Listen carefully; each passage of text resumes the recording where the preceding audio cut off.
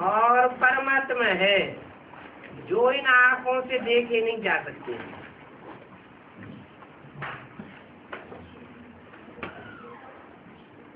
और सब चीजें देखने में आती हैं।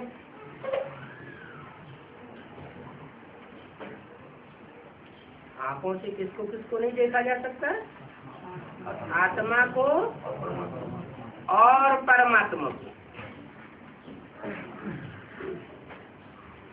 ये मनुष्य समझते हैं कि आत्मा अलग है, शरीर अलग है।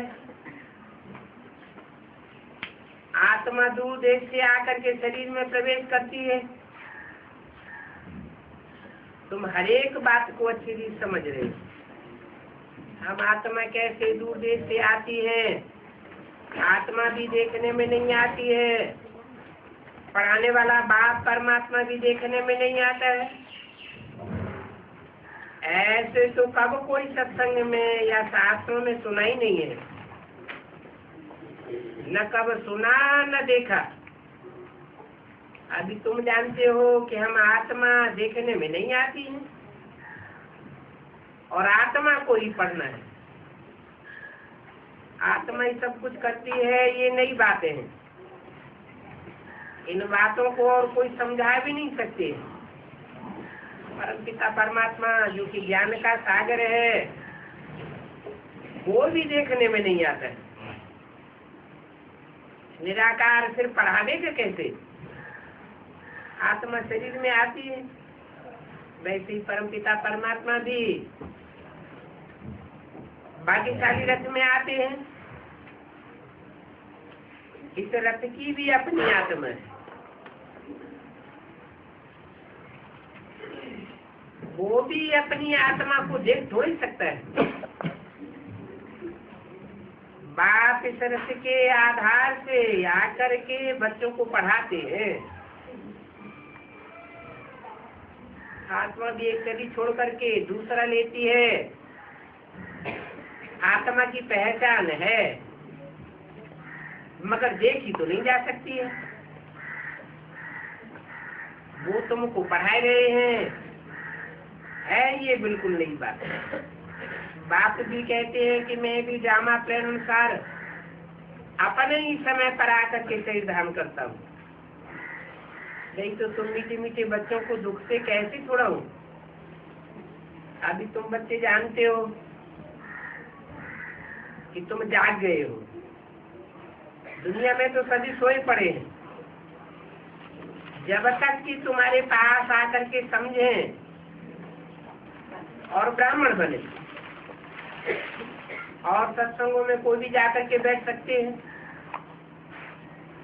परंतु यहाँ तो यूं ही ऐसे आकर के कोई नहीं बैठ सकते। ये तो पाठशाला है,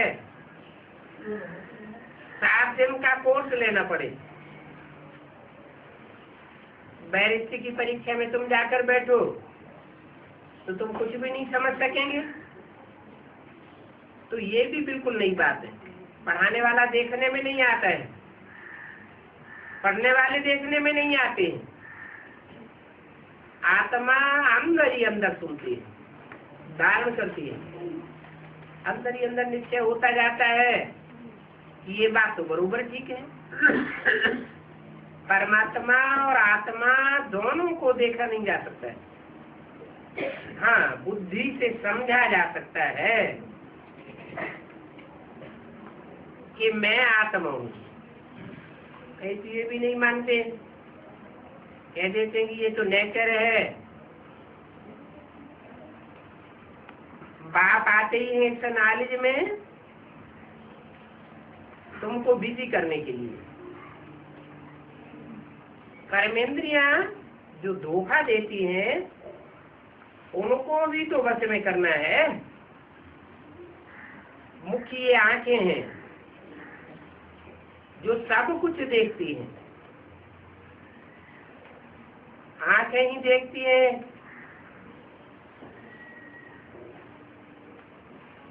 ये मेरा है, ये हमारा बच्चा है। नहीं तो समझेंगे कैसे? कई तो फिर जन्म से ही अंधे हो जाते हैं। तो समझाते हैं कि ये तुम्हारा भाई है, जो देख नहीं सकते हैं, बुद्धि से समझते हैं। वास्तव में जो अंधे सूरदास हो वो इस ज्ञान को अच्छी रीत उठा सकते हैं, क्योंकि उनके पास तो धोखा देने वाली क्या आंखें हैं ही नहीं, भले वो और कुछ काम कर नहीं सकेंगे, स्त्री को भी नहीं देख सकेंगे, दूसरे को देखेंगे तो उनकी बुद्धि जाएगी कि इनको छुए, मगर आंखें तो है नहीं, तो देखेंगे कैसे। तो बाबा कितना समझाते हैं कि इन कर्मेंद्रियों को पक्का करना है। स्त्री को देखते हैं कि दिल हो जाती है कि इनको हाथ लगावे, इनको छूवे, ऐसे करें, परंतु ये सब तो नहीं होना चाहिए। ये काम महाशत्रु है। कोई कोई तो ऐसी है जो बिल्कुल ही हाथ नहीं लगाने देती है, उसे क्रिमिनल अर्थात बुरी दृष्टि से बहन को नहीं देखना है। बहन भाई अपनी बहन को बाकी पहनते हैं, परंतु वो तो बहन के ख्याल से ना, तुम भी तो बहन भाई हो ना, बुरी दृष्टि का ख्याल नहीं रहना चाहिए। बस आजकल तो कलयुग है, भाई बहन भी बुरी नजर हो जाती है, वो भाई बहन भी आपस में खराब हो जाते हैं, परंतु लामवाफिक भाई बहनों की बुरी ख्यालात हो नहीं सकती। हम तो बाप के बच्चे हैं, बाप डायरेक्शन देते हैं कि तुम ब्रह्मा कुमार कुमारी हो, तो तुम्हारे अंदर ये बुद्धि में ज्ञान हो जाता है, बुद्धि में बैठ जाता है कि हम भाई बहन हैं, हम आत्मा भगवान के बच्चे हैं, आत्मा निराकारी है। फिर शरीर में प्रजापिता ब्रह्मा द्वारा हम भाई बहन बन जाते हैं। तो हम आत्माएं सबसे अलग है। जोलाई संसद की वाणी का दूसरा पेज। इन कर्मेंद्रियों से कर्म मैं आत्मा करती हूँ, परंतु मैं आत्मा कर्मेंद्रिय थोड़ी हूँ। मैं तो इन कर्मेंद्रियों से न्यारी आत्मा हूँ। ये कर्मेंद्रियों वाला शरीर लेकर के पार्ट बजाती हूँ, जो पार्ट बजाती हूँ वो पार्ट भी अलौकिक है, और कोई मनुष्य मात्र ये पार्ट नहीं बजाते हैं। तुम जानते हो, बार बार अपन को आत्मा समझ बाप को याद करना है। फिर ये भी जानते हो कि वही बाबा हमारा टीचर भी है, गुरु भी है। वो साकारी बाप टीचर गुरु होते हैं, वहाँ तो अलग अलग होते हैं। ये निराकारी तो एक ही बाप भी है, टीचर भी है, सतगुरु भी है। यहाँ बच्चों को अभी नई शिक्षा मिल रही है।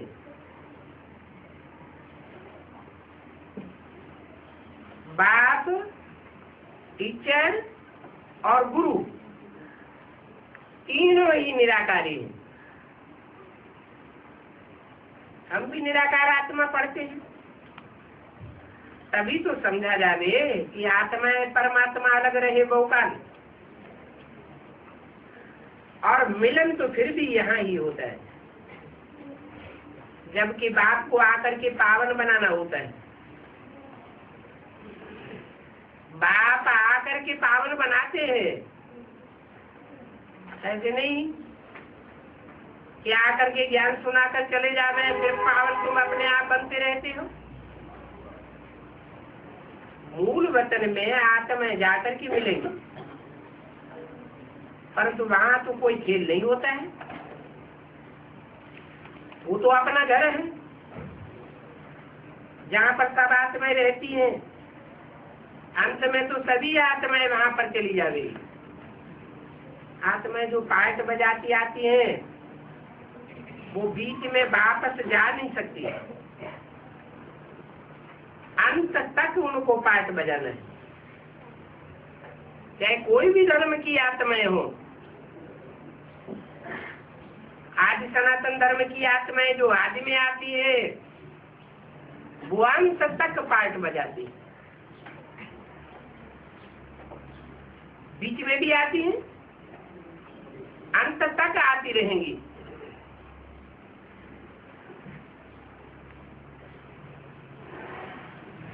अंत तक पाठ बजाना ही है और पुनर्जन्म लेते ही रहना है।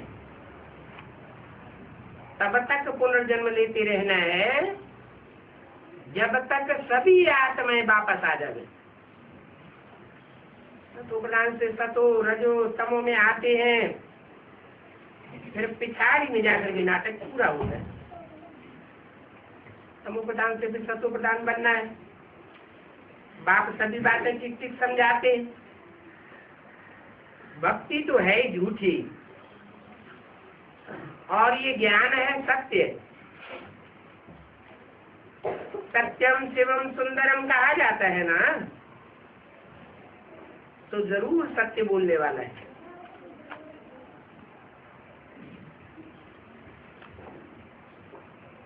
इसके लिए बोला गया सत्यम शिवम सुंदरम। वो बेसिक नॉलेज में किसे समझेंगे?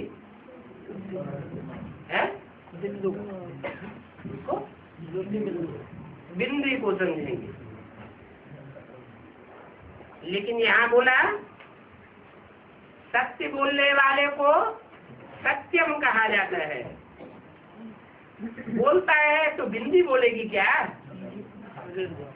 बिंदी तो नहीं बोल सकती। शिवम कहा जाता है कल्याणकारी, तो बिंदी कैसे कल्याण करेगी? बिंदी ना तो कल्याण करेगी ना अकल्याण करेगी। कब कल्याण करेगी? जब कोई साकार शरीर में प्रवेश करे। और सुंदरम, सुंदरम का भी पता कैसे चलेगा? पुरुषोत्तम बनने के लिए तो यही एक सत्संग है जहाँ आत्मा पुरुषों में उत्तम बनती है। बाप जब आवे तब उनके ज्ञान को सत्संग कहा जाता है। अगर परम धाम में बैठा रहे तो उसे कोई सत्संग नहीं कहेंगे। बाकी तो सभी कुसंग है। गाया भी जाता है संग तारे कुसंग बोरे, डूबते ही रहते हैं। बाप आते हैं तो सारी सृष्टि का उत्थान करते हैं। कुसंग है रावण का। बाप कहते हैं कि मैं तुमको तार करके जाता हूँ, मैं तुम्हारा तारक हूँ। फिर डुबोने वाला कौन है? तमो प्रधान तुम कैसे बन जाते हो वो भी बताना पड़ता है। सामने दुश्मन तुम्हारी माया है,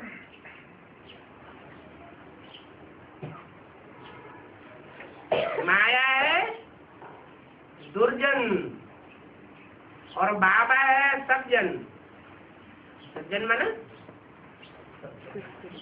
है सत्य जन, सत्य माना सच्चा, जन माना मनुष्य रूप में। इनको गाया जाता है सीताओं का पति। सीताओं की रक्षा करने वाला ये महिमा कोई रावण की नहीं है। क्या? सीताओं के सतीत्व की रक्षा करने वाला। वो क्या करता है? रावण तो व्यभिचारी बनाता है। तो कुसंग रावण का है। सिर्फ कहेंगे कि रावण है, इतना ही जानते हैं बस, और कुछ नहीं। परंतु रावण को क्यों जलाते हैं वो भी कुछ पता नहीं है। बाप समझाते हैं ये रावण कितना जबरदस्त है, और जबरदस्त है वो भी दुश्मन जबरदस्त है, दुश्मन के रूप में। रावण दुश्मन और बाप सज्जन। बाप आकर के वर्षा देते हैं, रावण क्या देते हैं? रावण श्राप देते हैं। दुनिया इन बातों को नहीं जानती है। जब वो लोग रावण को जलाते हैं तो वहां पर तुम भी बहुत सर्विस कर सकते हो। कोई भी मनुष्य मात्र नहीं जानते हैं कि रावण कौन है, कब आता है, क्यों जलाते हैं। ब्लाइंड फेथ है ना। जलाते हैं तो जानना चाहिए ना किसको जलाया जाता है। दुश्मन को जलाया जाता है पुतला बनाकर। कब आता है? जब द्वैतवादी युग आता है तो रावण ही निमित्त बनता है। और ये रावण कौन है? अनेक मतें फैलाने वाला, अनेक सिर वाला रावण है। तुम बच्चों को तो ब्लाइंड फेथ नहीं है, तो तुम बच्चों को समझाने के लिए अथॉरिटी है। जैसे वो शास्त्रों की अथॉरिटी सुनाते हैं ना, फिर सुनाने वाले सुनने वाले भी बहुत मस्त होकर के सुनते हैं। सुनने के बाद उनको पैसे भी देते हैं। कहते हैं संस्कृत सिखाओ, गीता सिखाओ, तो उसके लिए भी बहुत पैसे देते हैं। तुम जानते हो उनका सब है वेस्टेज ऑफ टाइम, मनी और एनर्जी। बाप भी कहते हैं कि तुम कितना wastage of time, money, energy करते रहते हो। वेस्ट ऑफ मनी भी करते आए हो। जो इस ब्राह्मण कुल के होते हैं वो निकल आते हैं, इसलिए तुम प्रदर्शनी आज भी करते रहते हो। फिर यहाँ का कोई फूल होगा तो समझ जाएगा, आएगा जरूर। तो ये झाड़ बढ़ता ही रहता है। बाप ने ये कलम लगाया है,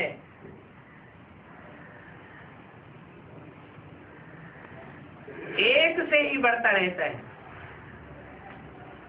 क्या क्या कलम लगाया है? और एक से क्या बढ़ता रहता है? वो एक क्या है?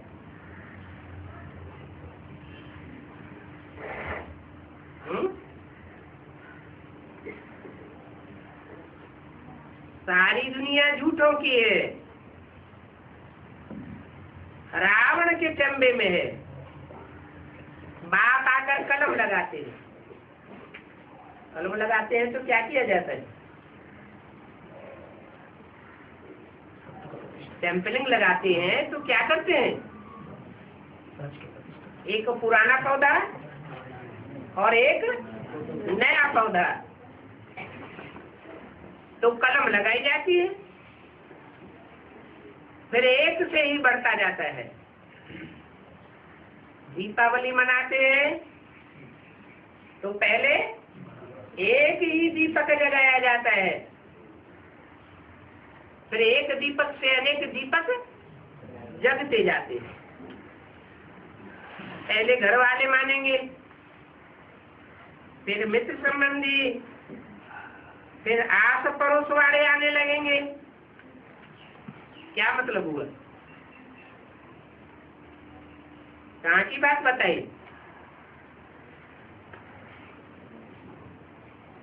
देखिए कि आज में भी पहले एक की बुद्धि में ज्ञान आता है, एक का ज्ञान दीपक जगता है बेसिक नॉलेज में। फिर जो नजदीकी है जन्म जन्मांतर के वो आते हैं, उन्हें कहेंगे घर वाले। फिर संपर्की मित्र संबंधी आ जाते हैं, फिर आस पड़ोस वाले भी आने लग पड़ते हैं। फिर सुनते सुनते कितने आ जाते थे, समझते थे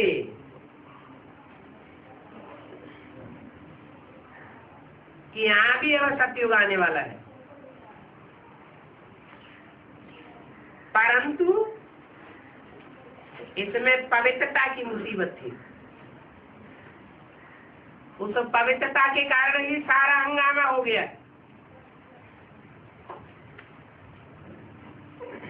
और वो हंगामा अभी तक भी होता रहता है। इसीलिए ही गालियां देते रहते हैं। कहते हैं ना, बनाते थे, पटरानी बनाते थे। अब पटरानी तो स्वर्ग में बनेगी ना, जरूर फिर यहाँ पर ही पवित्र बनाया होगा। तुम सबको सुनाते हो महारानी महाराजा बनने के लिए ये नॉलेज है, नर से नारायण बनने की ये सच्ची सच्ची कथा है। और ये सच्ची कथा तुम सच्चे भगवान से सुनते हो। इन लक्ष्मी नारायण को कोई भगवान भगवती नहीं कह सकते। किन लक्ष्मी नारायण को है? इन लक्ष्मी नारायण को कोई भगवान भगवती नहीं कह सकते, परंतु पुजारी लोग कह देते हैं। जब इन्हें लक्ष्मी नारायण कहा तो सुनने वालों की बुद्धि में उस समय क्या आया कि ब्रह्मा सरस्वती जो सत्युग में लक्ष्मी नारायण बनेंगे उनको कोई भगवान भगवती नहीं कह सकते हैं, परंतु बताया पुजारी लोग कह देते हैं। किसको? भगवान भगवती को, लक्ष्मी नारायण को भगवान भगवती कह देते हैं। तो है कहाँ की बात? ये संगम युग की बात है। संगम युग की लक्ष्मी नारायण की बात। संगम युग की लक्ष्मी नारायण भगवान भगवती थे। भगवान आवेंगे तो क्या बनावेंगे? भगवान भगवती ही बनावेंगे। यूरोपियंस भी गॉड गॉडेस कहते हैं, कृष्ण को भी लॉर्ड कृष्ण कहते हैं। यूरोपियन लोग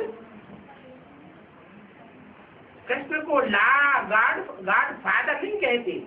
क्या कहते? लॉर्ड कृष्ण। क्यों? उनको लॉर्ड कृष्ण क्यों कहते थे? लॉर्ड किसे कहा जाता है? लैंड लॉर्ड कहा जाता है। वो तो स्थूल लैंड के मालिक होते हैं जिन्हें लैंड लॉर्ड कहा जाता है। वास्तव में है यहाँ की बात। वैसे यूरोपियन लोग लक्ष्मी नारायण के चित्र को इतना नहीं मानते हैं। कितना? जितना लॉर्ड कृष्ण को मानते हैं। कृष्ण के चित्र को बहुत खरीद करते हैं। समझते हैं कि महात्माओं से भी बच्चा ऊंचा होता है।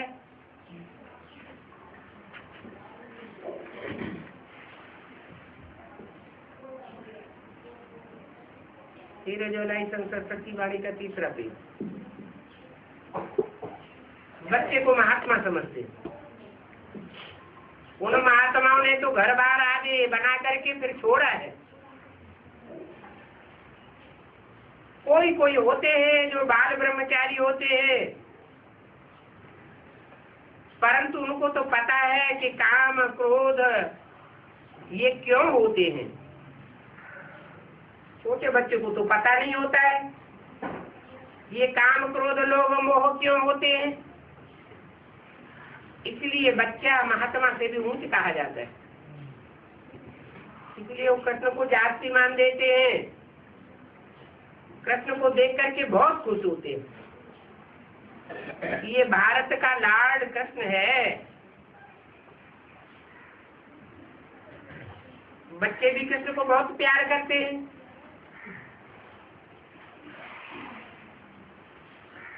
कन्याएं भी प्यार करती हैं। इन जैसा पति हमको मिले। माताएं कहती हैं इन जैसा बच्चा मिले। कृष्ण में कशिश बहुत होती है।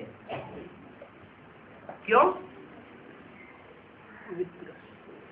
कृष्ण में कशिश क्यों होती है? लक्ष्मी नारायण में कशिश नहीं होती क्या है? कारण क्या है?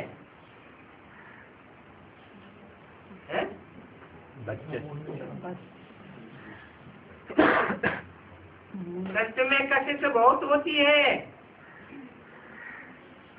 बाप कहते हैं सतो प्रधान है ना। क्यों? लक्ष्मी नारायण सतो प्रधान नहीं होते हैं? भारत में लक्ष्मी नारायण को याद करते हैं। लक्ष्मी नारायण के बड़े बड़े भव्य मंदिर बनाते हैं, बहुत ऊंची दृष्टि से देखते हैं। और यूरोपियन लक्ष्मी नारायण को उतना मान्यता नहीं देते। किसको मान्यता देते हैं? लॉर्ड कृष्ण को ज्यादा मान्यता देते हैं। कारण क्या है?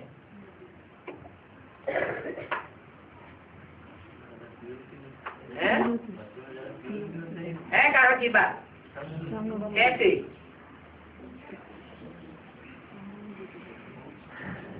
कृष्ण को पावन बनाने का पार्ट है। पांचों कैसे जन्म होता है? पांचों कैसे जन्म होता है? हाँ, लक्ष्मी नारायण जो है उनकी कंचन काया हो जाती है, संपन्न बन जाते हैं। कृष्ण को समझते हैं, पहचानते हैं।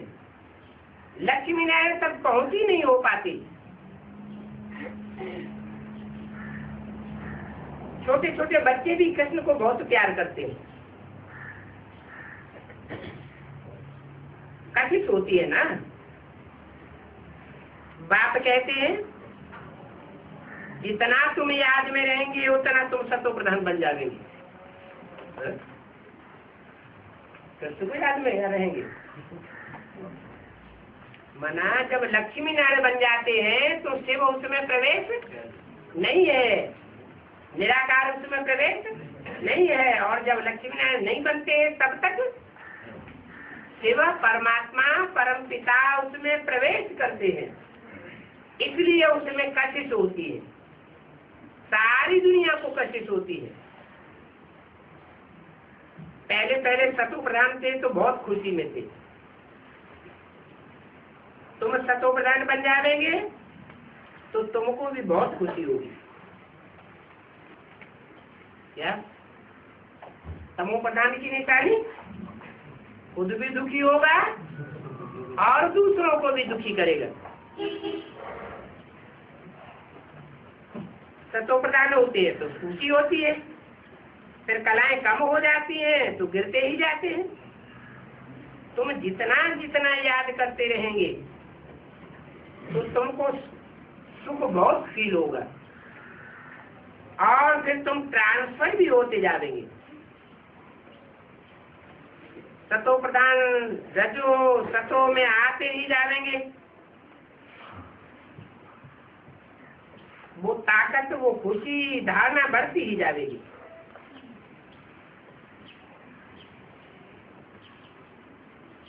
अपन को देह समझने और दूसरों को देह के रूप में देखने और देह का सुख लेने से नीचे उतरते जाते हैं। देह भान बढ़ता जाता है और अपन को निराकार आत्मा समझने और निराकार बाप को साकार में देखने से क्या होता है? सतो प्रधान बनते ही जाएंगे। तमो से रजो, रजो से सतो सामान्य और फिर सतो प्रधान बन जाएंगे। जितना जितना याद करेंगे उतना ट्रांसफर होंगे। इस समय तुम्हारी चढ़ती कला है, तुम उल्टी सीढ़ी चढ़ते हो। लोग तो गाते भी हैं कि तेरे बहाने सर्व का भला।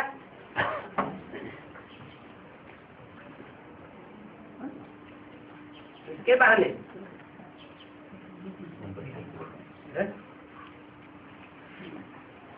तेरे बहाने सर्व का भला।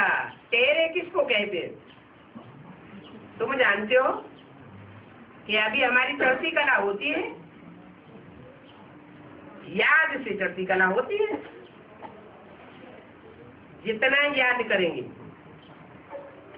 उतनी उतनी तुम्हारी चढ़ती कला होती जाएगी। सतो प्रधान तो बनना है।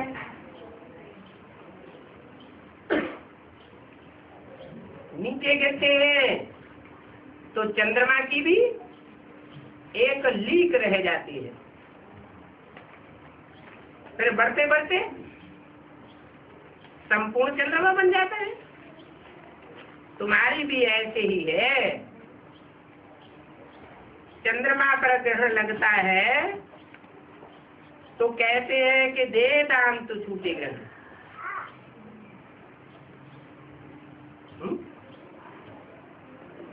इसको दाम दे, चंद्रमा को दाम दे।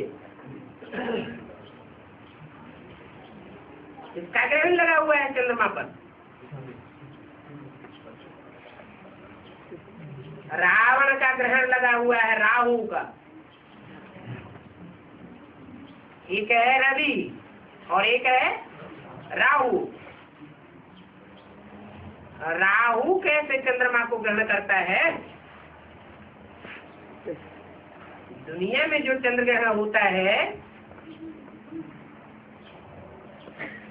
तो सूर्य और चंद्रमा के बीच में क्या आ जाता है? धरणी आ जाती है।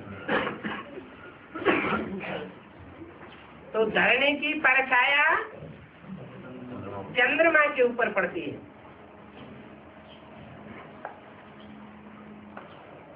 जो परछाया पड़ती है तो चंद्रमा का वो हिस्सा दिखाई नहीं देता है। किसको दिखाई नहीं देता है? जो धरने वाले हैं उनको दिखाई नहीं देता है। तो कौन परछाई में आया? चंद्रमा तो परछाई में आता ही है, लेकिन जो धरणी वासी हैं वो भी परछाई में है। इस समय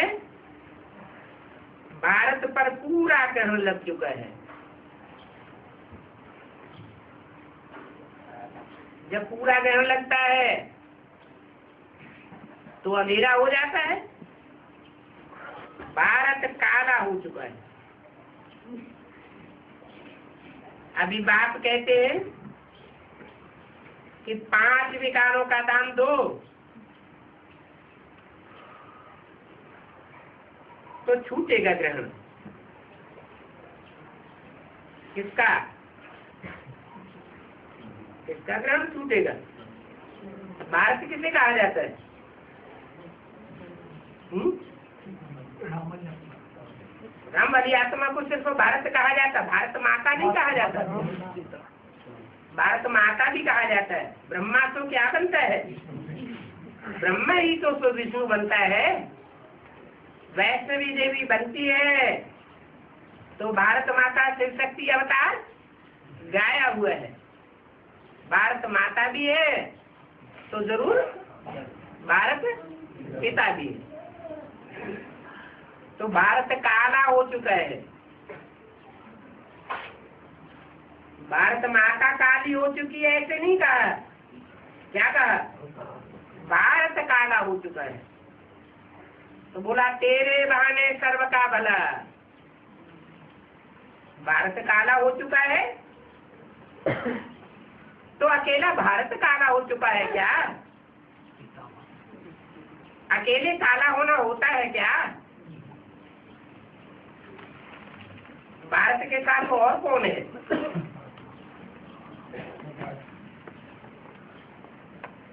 जगत पिता है तो जगत माता भी है। तो बाप कहते 5 विकारों का भी दान दो। देखो ये आंखें कितना धोखा देती है। समझते हैं कि हमारी बुरी दृष्टि जाती है स्त्री पर। हम जब कि ब्रह्मा कुमार कुमारी बन गए तो फिर भाई बहन बन गए। फिर दिल होती है उनको हाथ लगाऊं तो वो ब्रदरली लव निकल जाता है। फिर स्त्री पने का क्रिमिनल लव चला जाता है। कोई कोई की दिल खाती भी है कि हम जब कि बाप के बन गए तो कोई भी हमको बुरी दृष्टि से हाथ नहीं लगावे। फिर कहते हैं बाबा हमको ये हाथ लगाते हैं, हमको ये अच्छा नहीं लगता है। ऐसा गुस्सा आता है कि इनको चमाट मार दूं। परंतु क्या करें? अगर ऐसा करेंगे तो झगड़ा हो जाएगा। ऐसे ऐसे समाचार बाबा के पास आते हैं। बाबा फिर वाणी में ही चलाते कि अगर तुम चमाट मारेंगे तो तुम्हारी अवस्था अच्छी नहीं रहेगी। क्या दोष लग जाएगा?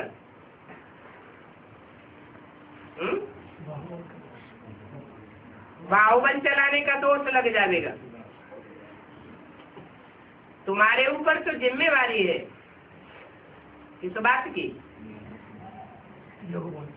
नहीं, माताओं के ऊपर जिम्मेवारी है। क्या जिम्मेवारी है? स्वर्ग का गेट खोलने की। भाइयों के ऊपर जिम्मेवारी क्यों नहीं रखी? भाइयों से तो बाबा को आशा नहीं है कि वो स्वर्ग का गेट खोलेंगे।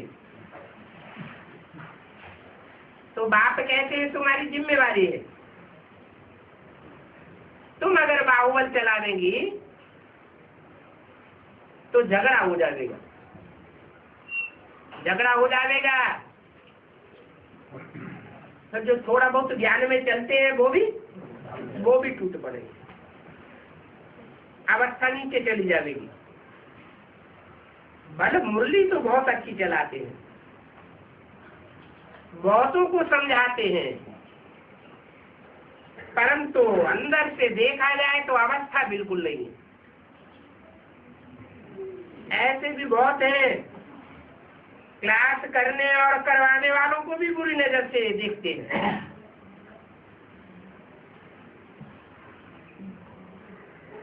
कम से कम इतना तो सोचना चाहिए ये बाप की सीट पर बैठने वाले हैं।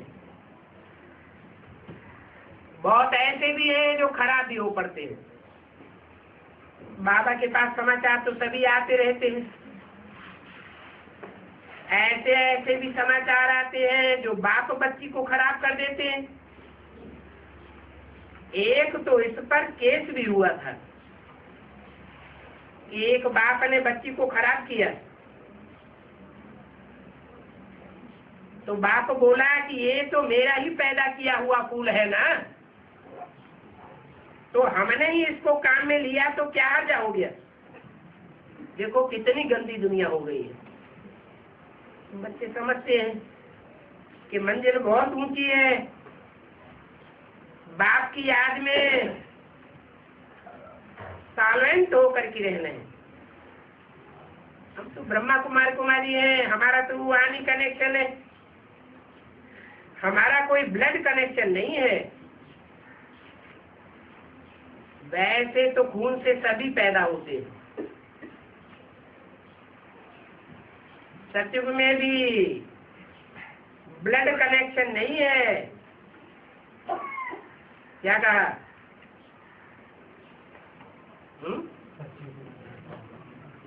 ब्लड कनेक्शन कहाँ से होता है? स्थूल ब्लड का कनेक्शन द्वापर युग से होता है। सत्युग में ब्लड कनेक्शन नहीं है, परंतु वो शरीर आत्मिक स्थिति के कारण योग बल से मिलता है। कहेंगे कि नग्न होने के बगैर बच्चे कैसा पैदा होंगे? बाप कहते हैं कि वो देवताएं तो होते ही है निर्विकारी, वो नग्न होते ही नहीं है। द्रौपदी ने कहा है कि नग्न होने से बचाओ, तो जरूर वहां पर भी तो बच्चे रहते होंगे ना। वहां सचिव में भी अगर नग्न होंगे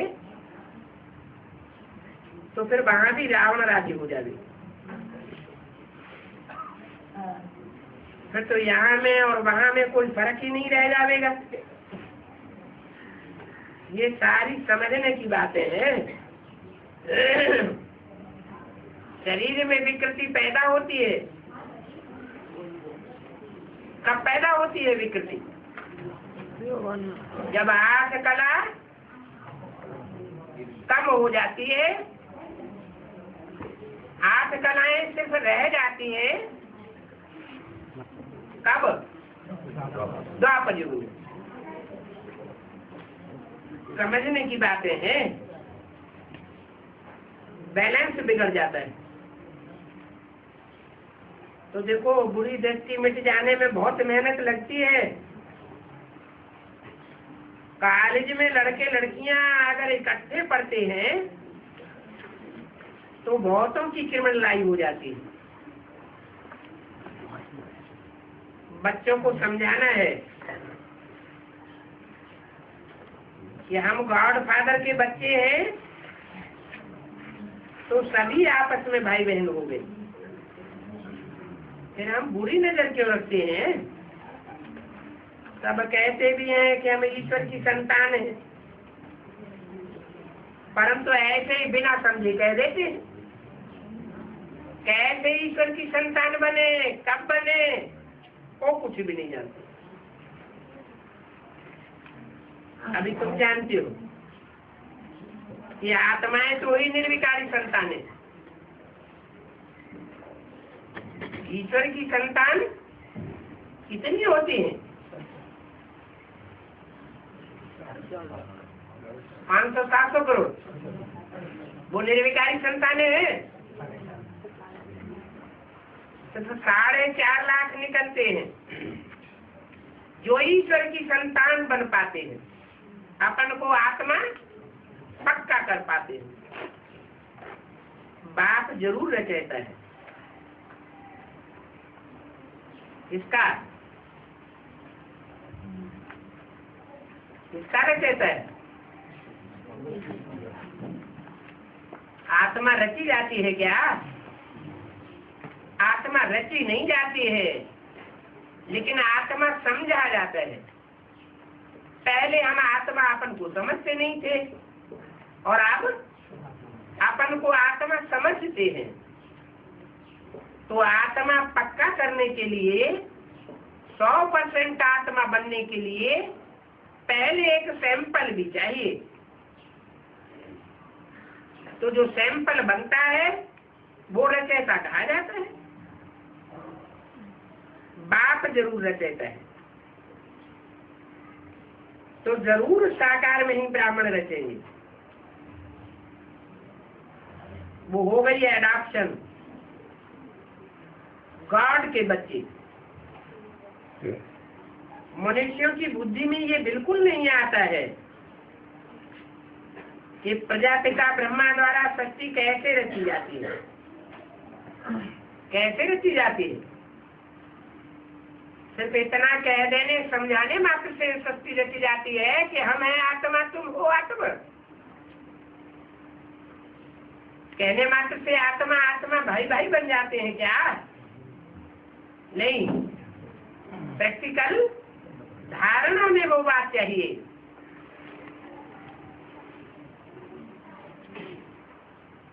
तुम प्रजापिता ब्रह्मा की संतान ब्रह्मा कुमार कुमारी हो। तुमने देखा है कि कैसे ये रचना रची है। तुमको एडाप्ट किया जाता है। कौन करता है एडाप्ट?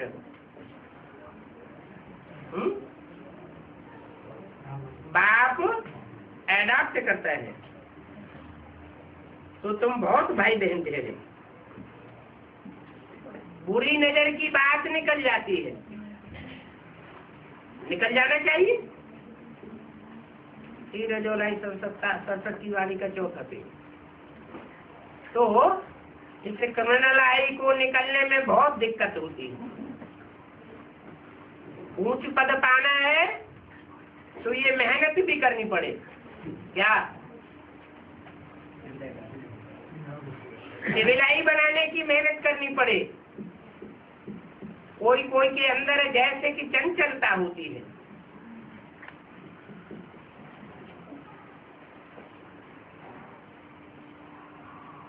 हाथ लगाने नहीं देते हैं तो फिर मारते हैं। कामेशु क्रोधेषु होते हैं ना। बाबा के पास तो सब प्रकार के समाचार आते हैं। लिखते हैं बाबा हमारी स्थिति तो जैसे कि सर्पणी है। वास्तव में ये सभी नाम इस समय के हैं। बाप कहते हैं कि अभी पवित्र बनो, तो बाप का भी नहीं मानते हैं। कोई कोई मानते हैं, कोई नहीं भी मानते हैं।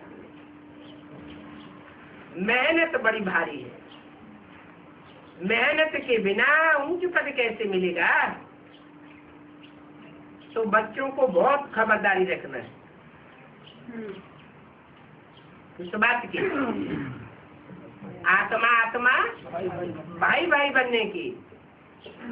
मान लो कोई शरीर से बहुत करते हैं, बहुत भाग दौड़ करते हैं, बहुत वाचा की सेवा करते हैं, परंतु जो मुख्य धारणा है उसमें फेल हो जाते हैं, तो ऊंच पद मिलेगा क्या? ऊंच पद की शूटिंग करेंगे क्या? नहीं। इसलिए बोला है कि स्वार्थ युक्त सेवा का कोई फल नहीं मिलता। क्या स्वार्थ माना? जो सेवा की, उस सेवा के पीछे अगर रथ की प्राप्ति के लिए, रथ की मौज मस्ती के लिए कोई आशा रही, इच्छा रही और उसकी पूर्ति करते रहे, तो सेवा का कोई फल नहीं निकलेगा और ही पाप कर्म बन जाएगा। भाई बहन का आती है एक बाप के बच्चे, फिर भी बुरी दृष्टि क्यों जानी चाहिए? बच्चे समझते भी हैं कि बाबा ठीक ही कहते हैं, हमारी तो क्रिमिनल दृष्टि हो जाती है। स्त्रियों की भी क्रिमिनल दृष्टि जाती है, पुरुषों की भी जाती है। फिर बाबा को रिपोर्ट करते हैं, बाबा हमको ये हाथ लगाते हैं, जबकि हम बाबा को ही अपना बाप मान लिया, हम बाबा की हो गई। फिर ये हमारा क्या लगता है? अंदर में समझते हैं कि बरोबर ऐसा है। कोई कोई स्त्रियां भी फेल हो जाती है, पुरुष तो जाति फेल होते। बड़ी भारी मंजिल है। नालिश तो बहुत सुनाते हैं, तो चलन भी तो पवित्रता की होनी चाहिए ना। इसलिए बाबा कहते हैं सबसे जास्ती दुख देने वाली और सबसे जास्ती धोखा देने वाली ये आंखें ही हैं। मुख में भी पानी तब आता है जब कोई चीज देखते हैं कि तो समझते हैं कि इसको मैं खाऊं। बच्चों को देख करके मोह उत्पन्न होता है।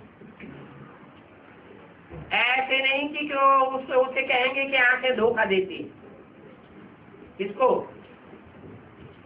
मोह को ऐसे नहीं कहेंगे कि आंखों ने धोखा दिया, तो उन आंखों को निकाल लें। शरीर को तो तंदुरुस्त रखना ही है। सूरदास ने क्या किया था? आंखें फोड़ ली। तो आंखें फोड़ने से क्या मन की वृत्ति चंचल होना बंद हो जाती है क्या? नहीं। इस शरीर को तो तंदुरुस्त रखना ही है। तो शरीर की कर्मेंद्रियों को, ज्ञानेंद्रियों को भी तंदुरुस्त रखना है। जो जितना तंदुरुस्त रह सके उतना जाति ईश्वरीय सेवा में सहयोगी बन सकेगा। आय भी बड़ी होगी और योग बल से ही बड़ी आयु होगी। बाबा की भी आयु बड़ी होती जाती है। जन्म पत्री बताते हैं ना, बाबा की आयु भी जन्म पत्री में 60 वर्ष कहते थे। कौन से बाबा की? ब्रह्मा बाबा की 60 वर्ष आयु कहते थे। अभी ब्रह्मा की आयु तो 100 वर्ष है।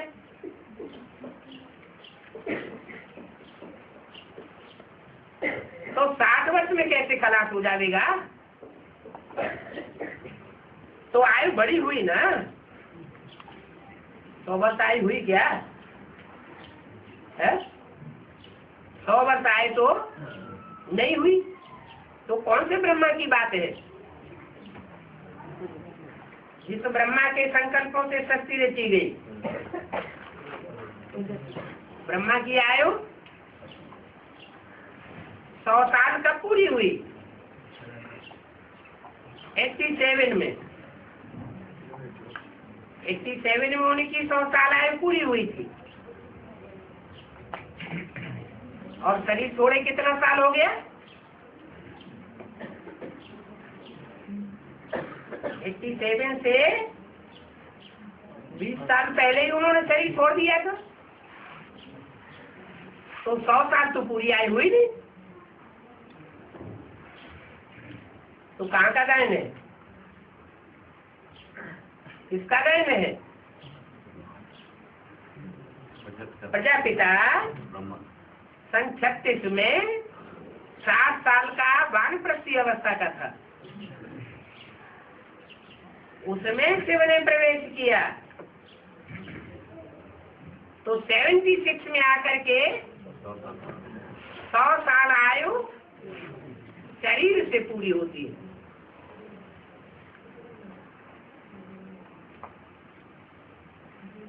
तो जितना योग में पवित्र रहते हैं उनकी आयु बड़ी होती जाती है। भारत में जब पवित्र थे तो 100 वर्ष आयु थी, 22 लाख थे। विशेष होने पर आयु कम हो जाती है। अभी तुमको आयु बढ़ाने का पुरुषार्थ करना है। क्या पुरुषार्थ करेंगे? अभी आंखों का मिसाल दिया। आंखें क्रिमिनल होती है तो आंखों को फोड़ने की बात नहीं है। आंखों को तो सालिम रखना ही है। इंद्रियां चंचल होती है तो इंद्रियों को भी दवाइयों से खलास करने की बात नहीं है। क्या करना है? इंद्रियां भी पावरफुल होनी चाहिए।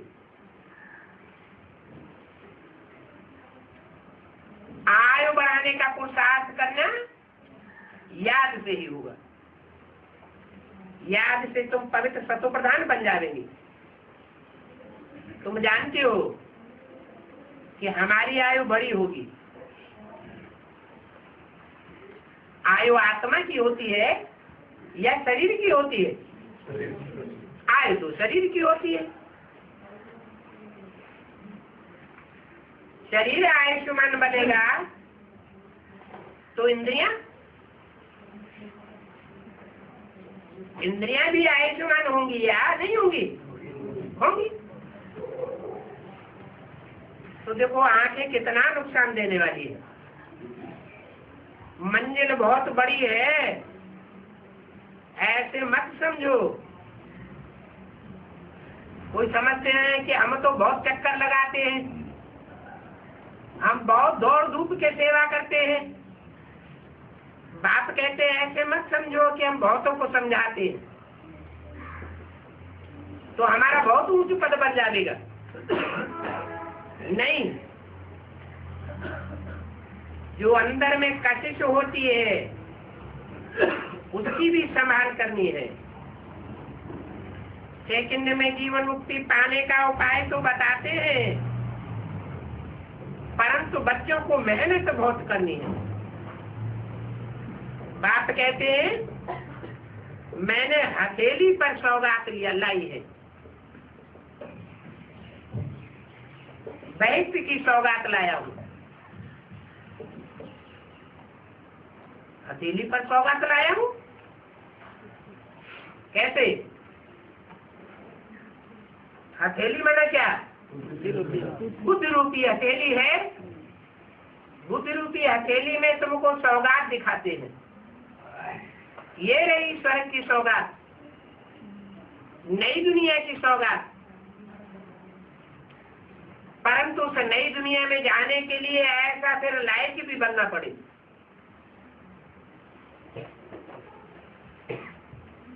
लायक बनना पड़ेगा ना, तो सतो प्रधान बन करके दिखाओ। इसमें याद मुख्य है। वो योग तो अनेक प्रकार के होते हैं और याद तो एक ही प्रकार की होती है। भक्ति मार्ग में भी याद तो करते थे, यहाँ भी याद तो करते हैं। भक्ति मार्ग में अनेकों की याद करते थे, बिना जाने बिना पहचाने, और यहाँ जान करके पहचान करके समझ करके एक को याद करना है। अपन को आत्मा समझ बाप को ही तो याद करना है। अपन को भी बिंदी समझना है, बाप की बिंदी। नहीं तो क्या होता है, अपन को आत्मा तो समझ लेते फिर बाप को बिंदी रूप में याद नहीं कर पाते, देह में फंस जाते। तो देह को देखा या मुर्दे को देखा? राम और कृष्ण की आत्माओं में फंस जाते हैं। राम और कृष्ण की आत्मा में जो फंस जाते हैं वो फिर पूरी प्राप्ति जीते जी नहीं कर पाते। इसकी आत्माएं तो वापस जा ही नहीं सकेंगी। अपन को देखना होता है कि हमारी आत्मा पवित्र है। देहदारी को देखने की आदि तो नहीं है, कहाँ पर चलायमानी तो नहीं होती है। बाबा युक्तियां तो बहुत बताते हैं, कृमलाई रहने पर ऊंच पद पा ही नहीं सकते, पुराने संबंध भी नहीं छोड़ने हैं, परंतु काम क्रोध उन पर जीत पानी। क्या कहा? पुरानी संबंधियों को छोड़ने की बात नहीं है। क्या करना है? अपने काम क्रोध पर जीत पानी है। विश्व का मालिक बनना है तो मेहनत करनी पड़ेगी। अभी देखते रहो कि इंद्रियों पर विजय पाने का पुरुषार्थ हम करते रहते हैं या नहीं? बाप जानते हैं कि अभी बच्चों में तो बहुत काम चाहिए।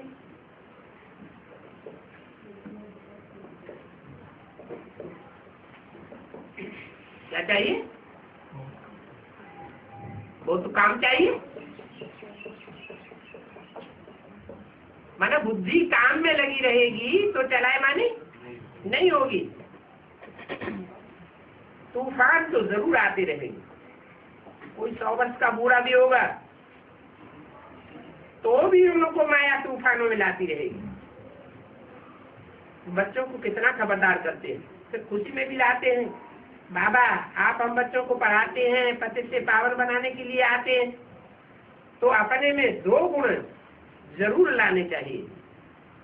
एक सहन शक्ति और दूसरा परख शक्ति। बुरी दृष्टि नहीं रखना चाहिए। वहां पर सत्युग में कभी क्रिमिनलाई नहीं होती।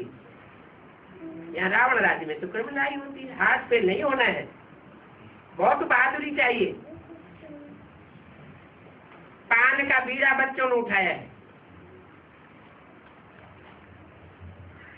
अब तुम बच्चे ही ये जानते हो कि कृष्ण की आत्मा अंत में जाकर के भागीरथ बनती है।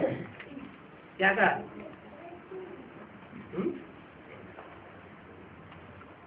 कृष्ण की आत्मा अंत में जाकर के भागीरथ बनती है। क्या मतलब हुआ? कब होता है अंत? अंत की घोषणा कब की गई थी? 76 के लिए। माना 76 से पहले कृष्ण की आत्मा ने जो पार्ट बजाया वो भाग्यशाली रक्त का पार्ट नहीं था।